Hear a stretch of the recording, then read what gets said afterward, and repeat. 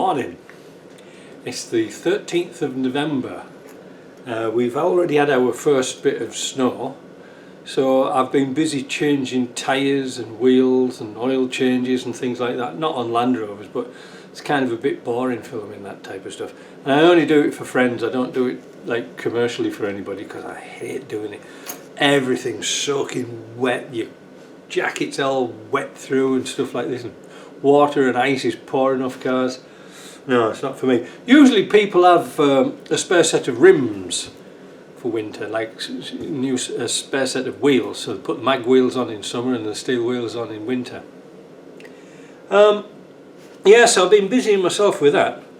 I've also been busying myself making another batch of clutch forks for the shop, which again brings a bit of a problem. Now, I've had to sort of curtail shipments to the United States just temporarily because of these Trump's tariffs. It's nothing vindictive, but it's the way that they've set it up, like through the post office here, that I have to pay the tariff on the customer's behalf before goods are shipped out. Now, this is usually backwards, because if I get anything from the United Kingdom, even if I'm not in to pay, usually they put a little flyer inside your mailbox or pin it to your door to say that please come down to the post office, you owe $10.35 in tax, please pay and collect your parcel up at the post office, and that's only 800 metres down the road. That's not too bad, you know, I can cope with that. But for the United States now, Trump's changed all this, and I'll come to this in a minute, because he's just changed on August the 29th to state that any goods going into the United States are applicable to Canada's tariffs, which is 35%. It's kind of a lot. But before, it used to be $0 to $800 was free trade across the border. Now it's $0. So that means that everything, even the humble washer, I thought I had one here, a humble washer would have to be taxed at 35%. Now, I was up for hours and hours and hours a few weeks ago trying to work this out. How do I integrate this to my site? And then I found out, I said, oh, sod it, I'll just postpone things. Now, because I have some listings on eBay of goods like the clutch fork, clutch bushes and things like this. And I'm thinking, well, is it really worth going through all that trouble to do it? Because I had to integrate my shop with another company called Zonos, which would pay the tax on my behalf, and then it would integrate with Canada Post, put a number on my shipping label to say the tariff's been paid, and then at the end of the month they'd bill me. Can you see what I'm saying? See what I'm going through? And then I had to pay them a percentage of doing that, so that seems pointless really.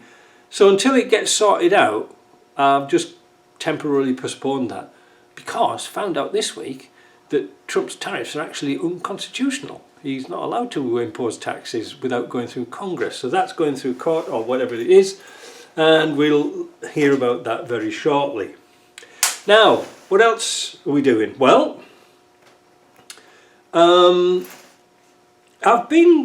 I've been doing these clutch forks and things and putting the bushings in, I've been playing around with trying to find a better idea for these things here. They're absolute rubbish, aren't they? They hold the push rod in. But you can see what I've done here. I designed a little piece of metal with a 6mm bolt on it and silver soldered it onto there, and hey presto, that's not going to come out.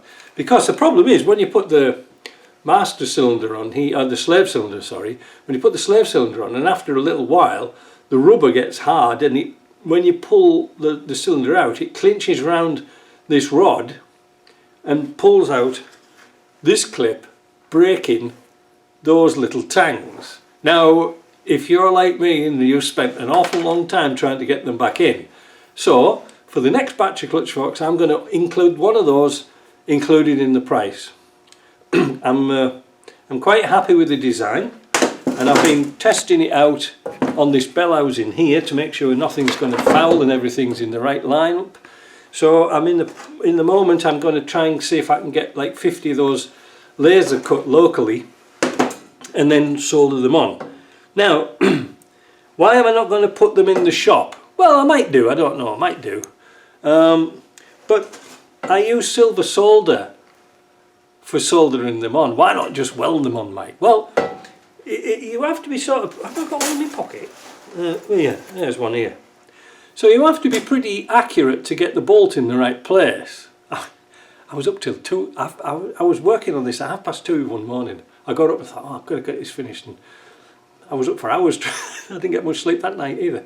So why silver solder? Why not weld it on? Well, the silver solder, I can shift it along a little bit, and it's a little bit better than braze. But if it's not quite in line, you can warm it up and push it along. Great, I can do silver solder. Mate, what are you saying? Well, you can do, but you need like a gnat's nipple size of solder. You only need a tiny drop. But that roll was $75 just for that roll.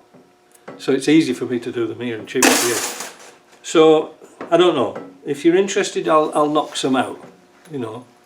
But these things, you know, bloody hopeless, aren't they, really, when you think about it. I don't know if I've shown you this before, but that is what happens, and this is why we do the clutch bushes. That's what happens to your pivot. The pivot ball, thus, punches its way through here, and then you're stuck. Now I know that there is the heavy duty ones have a plate welded across here. Well, that's not. Well, it's an effort, isn't it? I'd give it like E for effort, because once the ball's punched through here and it's starting to punch through the steel because there's no lubrication in it, the friction gets worse and worse and worse. A heavier clutch. That's why JP and I came up with that ball and socket joint. I thought I brought a bush up here. I haven't got any, believe it or not. Fool. But you know what I mean. You know what I've been trying to do. So, and we've sold hundreds of them. Well, not me and JP, but I've sold hundreds of them and never had one back, so that it sort of works okay. So that's that. That's what we've been up to. Now, another thing, I've got an idea, because whilst I'm changing tyres, I'm thinking, what else could I do on this? Because I've been promised like 3 gearboxes to do, and I've got all the parts here. The floor's covered in gearbox bits, but no parts. So I asked customers to get the bits, and nothing's turned up yet. So can't do videos on that. But what I've sort of noticed, that I try to reply to as many comments as possible. I always reply to comments. I always think it's polite, and the same with emails. I always try to reply to emails. But I'm wondering that if when I do a reply there's no sort of response underneath it, well, very few, maybe like 10%. I wonder if it's anything to do with notifications. You know, when people say, please subscribe, click the like, click the little bell for subscribing, and I'm thinking, well, is that it? Do you have to click the notification bell to see that I've wrote back to you? Not written, that's American. Written back, oh, I'm saying it now. Wrote back to you. So I don't know, but sometimes in the comments there's some really good questions that would be interesting for you. So I thought maybe once a week or once every 2 weeks, gather a load of questions up and I'll answer them here, the best of my ability and best of my knowledge, but only on the old stuff. I don't do like these electronic cars, so if it's got a computer in it, I don't want to know. But the older stuff, that's kind of easy for me, and that easy for you to understand as well. I don't get many newer cars coming in here, you know, not many come in the shop, so it's not worth, you know, learning all these things. You know, oh, that's another thing I've been up to as well. I've seen got my 64th birthday at the end of October. Up comes a pile of papers from the old government because I'll get my pension next year. So I've been in filling forms out and finding all the far end of a fart that they want to know. So that's taken me time up as well. So that's all right. I'll get that done now. And also it's the end of the year for the taxes. So Deborah and I scrounging, running around the house looking for bills and payments and see if they can all tie in together before we send them to the accountants. I tell you, I thought sometimes when I'm not working, I'll find so many things to do that's like pointless but has to be done, you know. Anyway, I'm sort of kind of happy with that little funky gizmo. I don't know why Land Rover didn't do it in the first place. It's so simple and stupid. And I don't know if anyone, if that exists from anywhere else, but it seems to work okay, so I'm happy. I know I keep flip-flopping all over the place, it's just when I'm looking around on my bench. So anyway, that's that. Like I say, with Jim, with the snowplow, I didn't get a chance to film the last part of it because it was so bloody cold and dark. We were putting these, have we got one here? These greasy nipple things in here. What a carry-on we had with them. I might as well try and describe it because it had a steel tube with a shaft in it, and these are 1/8 national pipe thread, not British pipe thread, not BSP, the national pipe thread. That's only in North America have they got that. They have to be completely different to the rest of the world. But the problem is the tap I bought and the drill, you could drill the bushing out, but the tap would bottom out right on the very last thread of here. So when you were trying to put this in, it wouldn't catch. What a carry on. So we were trying to run a die down those because it's 27 teeth per inch on that. It's a really odd size, and it's tapered.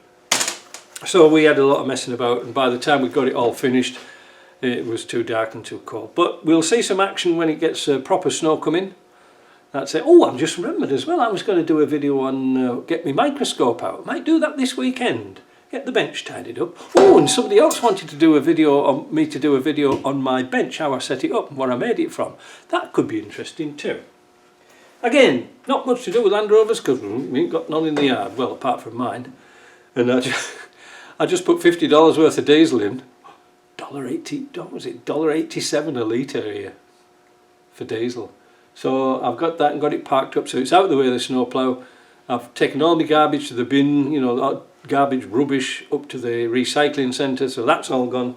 Yeah, it's been a bit busy, but now we can sort of relax a little bit until them gearbox parts come. Anyway, I know it's a bit of a ramble, I know it's been going on a bit too much, but I'll just keep you posted. I haven't forgotten you, it's just that, like I say, it's seasonal. Alright, catch you later, ta-ra.